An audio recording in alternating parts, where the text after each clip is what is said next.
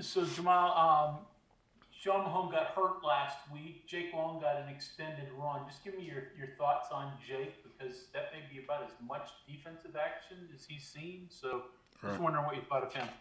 Yeah, well, Jake's done a nice job really starting at camp, almost summer prep of really just trying to make sure when the opportunity presented itself that he would be prepared. He's a guy who's always asks questions, always looking to get the details, and so he got the opportunity, right? Always next man up, and he was able to execute and get us out of a ball game, and that's what we ask of him, and he was able to do so, and so we'd hope that he continues to grow on that and gain some confidence from there and continue to roll on should we need him in the future. Next question is from Ryan Pritt.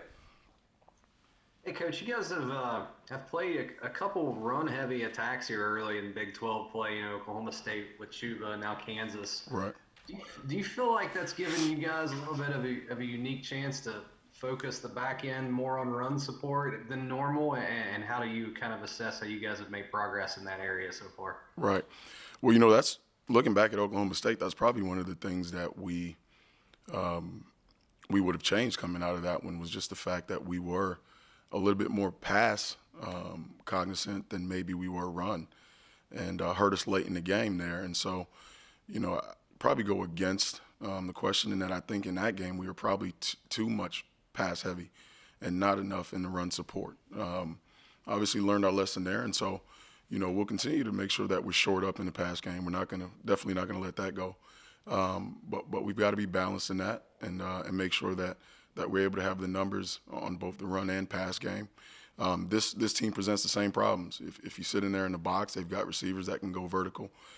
Physically, they've shown even in last year's game that they have the ability to separate and create plays for themselves. And so going to be the same issues. It's on us as a defensive staff to scheme it up, put them in positions in which no one's in conflict and guys can see the ball, get the ball, and play fast. That's what it comes down to. Okay, Kevin, we'll go to you. Coach, when we're talking about disruptive plays on defense, usually the focus is on the defensive line, getting in the backfield, things like that. Right. On the back end, though, pass breakups, rerouting, Right. receivers, things like that. What Right. kind of things do you emphasize for your players back there to be disruptive? Yeah.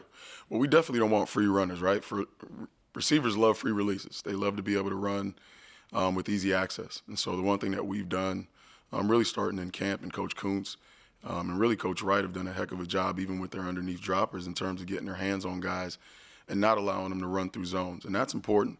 Obviously, we want to match routes, but if you can eliminate the route, that's even more the better, right? And so that's part of our defensive scheme. I think if you watch tape, you'll see that the guys underneath are playing physical, which is helping the over-the-top coverage in terms of allowing them to really be able to keep a cap on the defense. And again, that's something that we harp on throughout practice, and hopefully it continues to show up on game day.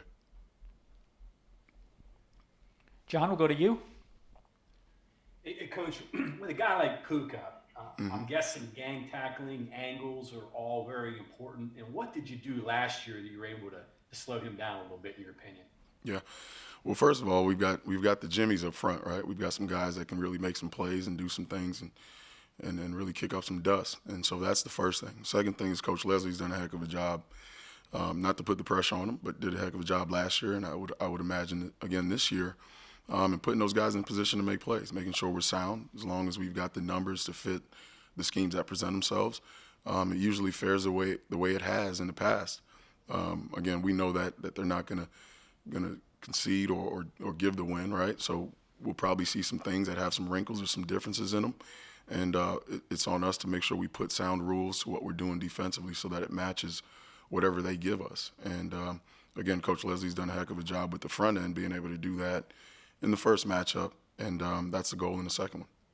Real quick, they announced Kendrick quarterback.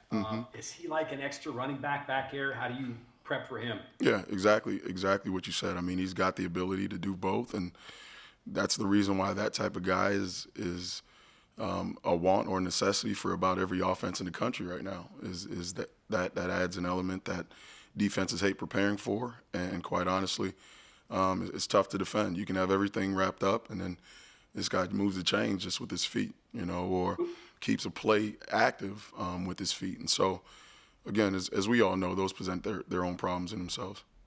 Last thing here, does he make a guy like Puka better because he's an extra guy you have to account for all 11 guys when you got a running quarterback? 100%. 100%. When you normally, right, the old school way of fitting defenses and making sure you're sound, especially in the run game, you didn't necessarily have to account for that quarterback. And when you add that number, it changes some things. And so they have that number, and he's pretty elite at what they ask him to do when he pulls that ball. And so we've got to be sound, and our guys are working to do so. Okay, Cody, go ahead.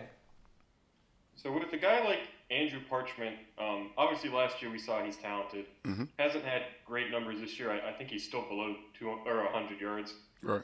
How important is it to not fall asleep on him just because he hasn't had the numbers so far this year? You answered it for me. Don't fall asleep. That's exactly what you can't do. It's pretty obvious that the kid has talent, has big playability. Again, as you said, showed it in last year's game. And there's times this year where he's open and running free. And so, our guys aren't going to take it lightly. We understand the challenge that's presented with the receivers that they have on the skill positions on offense. And so we're going to line up like we do every week, right, and make sure that we're locked in, zeroed in, and playing technique sound football. And if we do that, we'll like the result. If we don't, we won't. That's the brass tacks of it all. Go ahead, Greg. So Jahmile, I assume that in the open week, you had some extra practice time with the true freshmen and some of the young guys. So just your assessment of what you saw out of those guys in maybe some scrimmage situations? Yeah. Darryl Porter has been a guy, he's really impressed, really from day one. Freshman who you'd like to have the ability to sit him down and let him mature in a sense. But he showed the big playability, showed the ability to go get the ball in the air, and this past week was no different. As you said, got extended reps and was really able to get in there with the ones and show what he has. And he's continued to do that all along. I have no problem with playing him, should it come down to that. And so, this week was really just reassurance in that matter. Jackie Matthews is another guy who is not a freshman, but has kind of been on the back burner a little bit for us in terms of the corner position, who, again, got some really meaningful time this week. And, is better for it all. And so, you get a bye week and you like to turn it into somewhat of a short camp in which you can continue to sharpen your skills. And Coach gave us the opportunity to do that all week last week. And we feel good about it all. Really do. Okay, Mike, last one goes to you. Jahmile, if I can add one more name to that list, haven't heard a whole lot about David Vincent Okoli so far. Yeah. Just probably similar curve for Darryl, I'm guessing, but just wanted to ask him about that. And then similarly, where do you stand as a coach about left corner, right corner, field boundary, or locking the guy, you're one, I'm their number one? Right. So David Okoli, young kid, very talented, just has some maturation that obviously he's needing to go through as a freshman. And, some guys, they progress a little bit faster than maybe others. For him, it's come a little bit slower, being that he played all offense really in high school. And so while all the tools are there, right now it's on me to continue to prepare him and get him to where he wants to be. I think the final product there will be what we want here at West Virginia University. Just not there yet. And David knows that, and we'll continue to work until we get there. That's what that comes down to. In terms of left and right corner, I've never really been a huge fan of it all. I'd like to think that both guys that I put on the field are good enough to win with, and we'll prepare them in that way. There's been times where the matchup maybe calls for it, but very few and far between as those times presented themselves in my career for me. But again, that's just my thinking.